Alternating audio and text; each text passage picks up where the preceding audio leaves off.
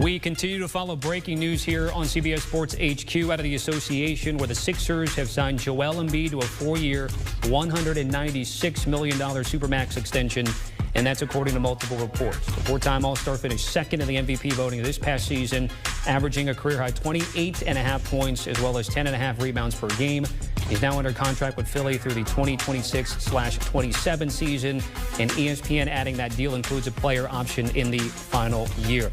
That 28.5 points was good for fourth in scoring in the NBA last season for Joel Embiid, who has dealt with injuries at the beginning of his career, then got healthy for that deal in 2017, did deal with a torn meniscus here in 2021, missed one game, but was excellent in the postseason. All right, to break it all down, we've got our NBA insider Bill Reiter joining us now. And Bill, what do you think about Joel Embiid and Philly locking up for the foreseeable future? Yeah, Tommy, I think the first thought is this is what you have to do. It's the obvious move and a very impressive move for the 76ers. You just said it. Embiid is at the height of his powers. He's in his prime, runner-up for the MVP. If you can lock in that kind of a franchise-changing impact player, you do it. And so give Daryl Morey, the head of basketball operations, and the rest of that front office credit. They understood this was the move. They understood Joel Embiid, because of some of the injuries you talked about, was certainly inclined to lock in the money. Good news all around for Sixers fans and for Joel Embiid. So we're hearing that he did this deal himself, Bill, and I'm curious to get your thoughts. Surprised or not surprised about this deal being fully guaranteed as opposed to the 27 deal that was sort of team protected with the back and feet issues at that point in time? Yeah, I mean, when you get over $200 million, well over $200 million guaranteed, it certainly is an eyebrow raiser. And that was my first reaction. That is a lot of money guaranteed, but that's just the way of the world now, especially for someone of Embiid's abilities. Now, we can talk roster construction, what has to happen in the years going forward in terms of Morey and what he puts around Embiid, but there's no doubt, you talk to any front office person in the NBA, they'll tell you, on the right team, with the right roster, Joel Embiid is more than good enough to make you a championship contender as your #1 guy. So you do what you have to do, you guarantee what you have to guarantee, and you get him the money so he sticks around. What does this deal tell you about Ben Simmons and Philly? I don't think it tells us a lot. Good news, Phillies fans, you got Joel Embiid, top 3 or 4 or 5 player in the NBA for a long time, for a long stretch.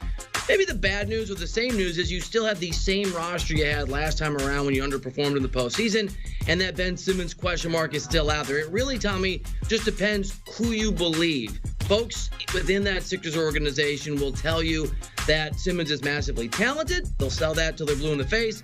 And they'll also point out that maybe he doesn't fit with Joel Embiid. So if you believe that you can win a championship with Simmons and he's going to learn to shoot and grow into the game, you've got a championship contender. If, like a lot of folks around the NBA, myself included, you don't believe that, I think we're the same place we were 20 minutes ago, 20 hours ago, 20 days ago. They have a very, very promising star you can build around in Joel Embiid, but you have to move Ben Simmons. You have to get the right return. You have to build the right roster around your big man. So as we near the upcoming season, Bill, the Sixers finished with the best record in the Eastern Conference last year, but of course everyone's talking about the Nets and the defending champion Bucks. So what do we anticipate with Philly? Where are they for you in the pecking order?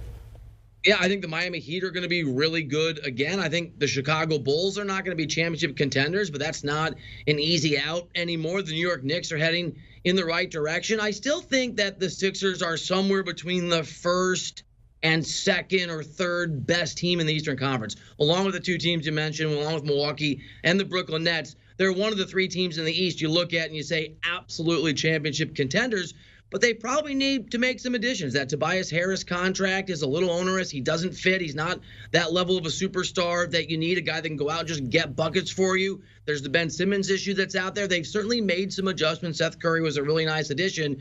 They're competitive, but I don't think they're overwhelmingly so, even with Embiid locked in. Lastly, before I let you go, we talked about Daryl Morey. What's the Daryl Morey experience been like so far in Philadelphia? I think it's been really positive. You talk to folks around that organization, there's just a reassurance and a sense that they're in really good hands. And I don't want to take shots at Elton Brand, who's obviously still there, and Doc Rivers. But remember, Daryl Morey didn't hire Doc Rivers as his head coach, and obviously didn't hire Elton Brand. Brand's been there for a good spell now.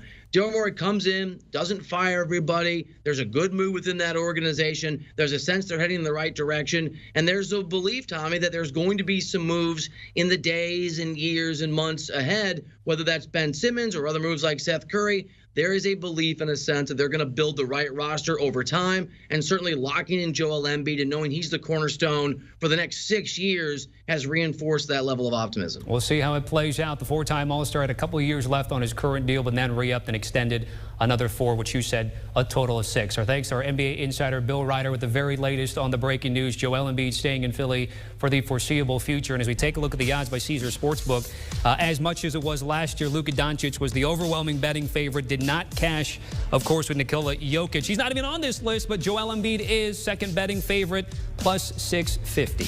Do you want a sports network that delivers everything that matters about the game? The highlights, the picks, the instant analysis, no yelling, no fake debates, no politics. Hit the subscribe button and never miss a moment.